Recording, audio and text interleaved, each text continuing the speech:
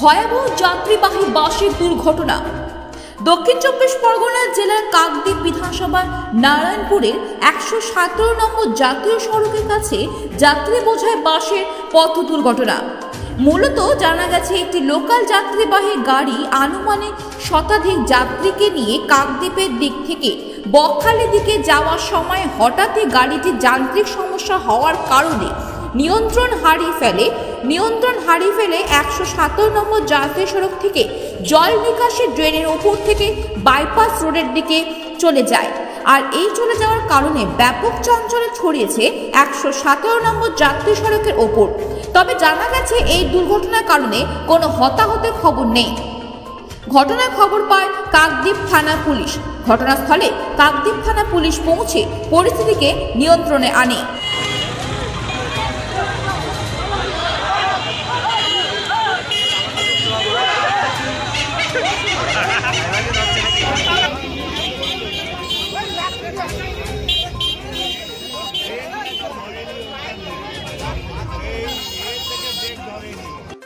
একবার তো স্কুটিটা রানিং বানিয়ে গেল, ওই বাসটা কন্ট্রোল করতে স্কুটিটাকে বাঁচানোর জন্য বাসটা এইভাবে অ্যাক্সিডেন্টের খাতে পড়েছে।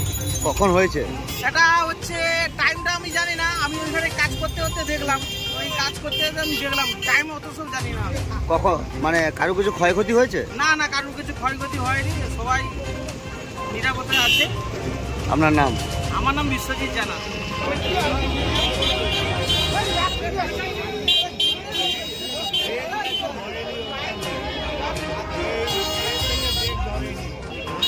এই গাড়িটি আমাদের নামখানা টু বকখালি টু আমাদের 8 নম্বর ঘাট চলে। এই 8 নম্বর থেকে প্যাসেঞ্জার নিয়ে আসার সময় ও নিয়ন্ত্রণ হারিয়ে ফেলে ওটা কি শুনলাম যতটুকু যে গ্যাস পাইপ থাকে ওই গ্যাস পাইপটা ফেলে গেছে।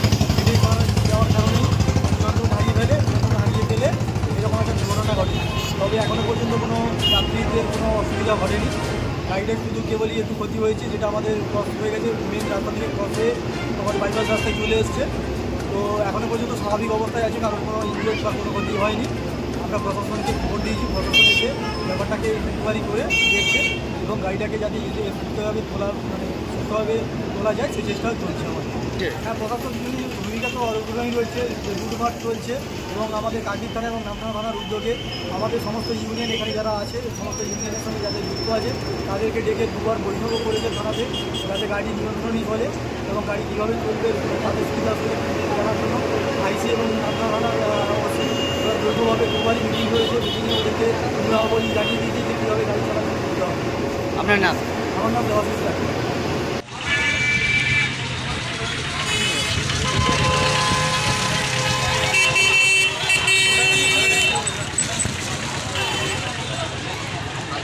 নারায়ণপুর থেকে দীপেন্দু প্রধানের রিপোর্ট, সুন্দরবনের খবর।